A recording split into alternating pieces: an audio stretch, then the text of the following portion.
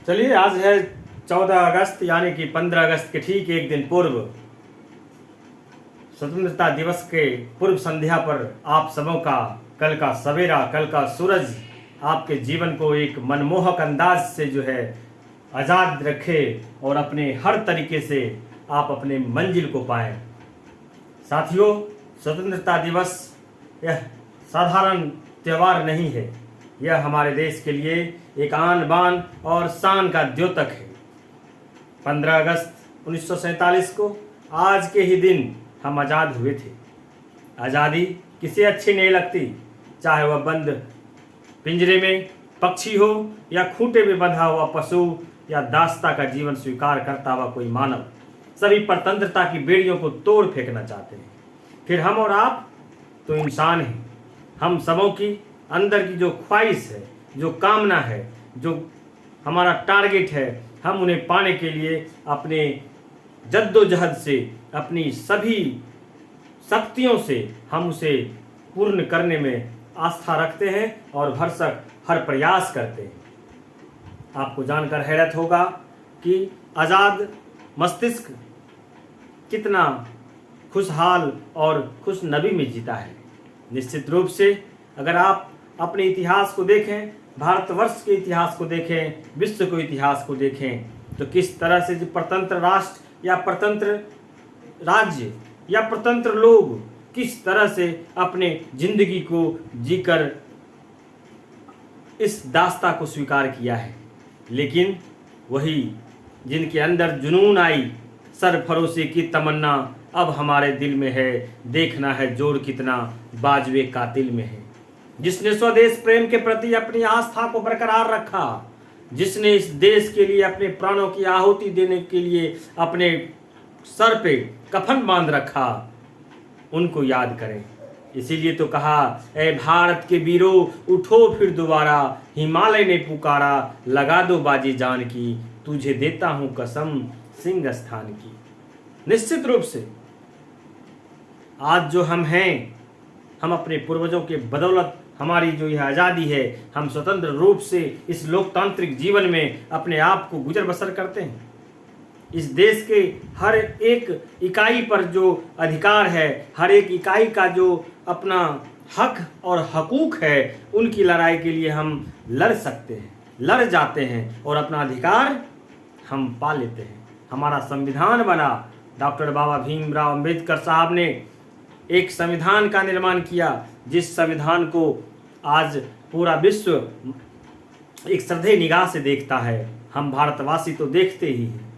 तो निश्चित रूप से आज का जो यह दिन है, कल के सूर्योदय के पश्चात जो कल का पूरा दिन आपका बीतेगा, वह हर एक क्षण आपके अंदर वो रोमानियत और वो इतिहास के उन वीरों को याद दिलाने का काम करेगा और उन वीरों की शहादत बेकार ना जाए, आपके अंदर उनका जुनून काम करेगा और आप भी इस देश के लिए, इस मुल्क के लिए अब कुछ न कुछ देंगे।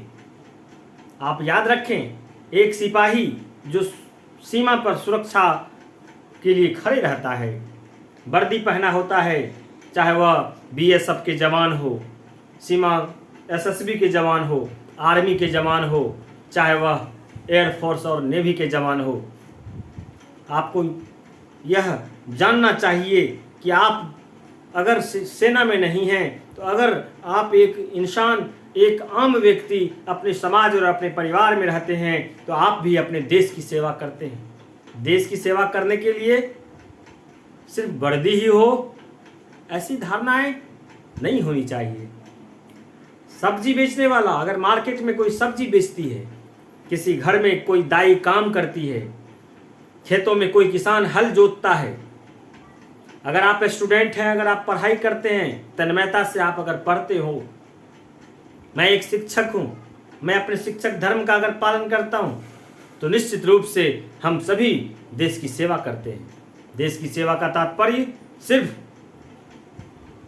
सीमा पर खड़े होकर हाथ में बंदूक लिए दुश्मनों को रोकना नहीं होता। हम जो कार्य करते हैं, हम जिस पद पर हैं, जिस जगह हैं, जिस समाज में हैं, जिस घर में हैं, हम वहाँ अपने कर्मों को, अपने कार्य को अगर पूरी ईमानदारी और निष्ठा से करते हैं तो हम भी देश सेवक हैं। और आज के हालात ऐसे हैं, हमारे देश की लोकतांत्रिक व्यवस्था में कुछ ऐसे असामाजिक तत्व घुस आए जिन्होंने खादी को बदनाम कर दिया। इसीलिए तो किसी ने कहा कि सदियों से भारत लूट रहा, लूटने की आज़ादी है, तुम भी लूटो वह भी लूटे, लूटने की आज़ादी है, सबसे ज़्यादा उसने लूटा जिसके पास खादी है। खादी तो बहुत सारे हमारे पूज्य लोग भी पहने, उन्होंने अपने इस दैहिक शरीर को, इस भौतिक शरीर को त्याग कर दिया इस देश को आज़ाद करने में।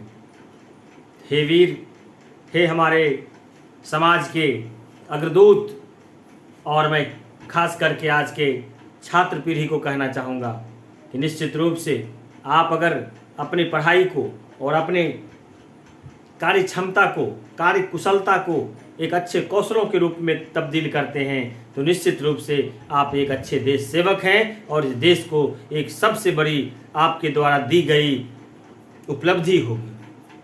निश्चित रूप से 15 अगस्त का जो यह दिवस है, स्वतंत्रता दिवस के रूप में हम सभी मनाते हैं। तो आइए प्रण करें कि हम अपने कार्य को नित नए तरीके से ईमानदारी और निष्ठा के साथ करें, ताकि भारत माता के चरणों में हम अपने आप को एक अच्छे कर्मों से उन्हें श्रद्धांजलि देते हुए इस देश का नाम रोशन करने के लिए कटिबद्ध हों और अपने कर्मों को सदा सात्विक बना के रखें। जय हिंद, जय भारत।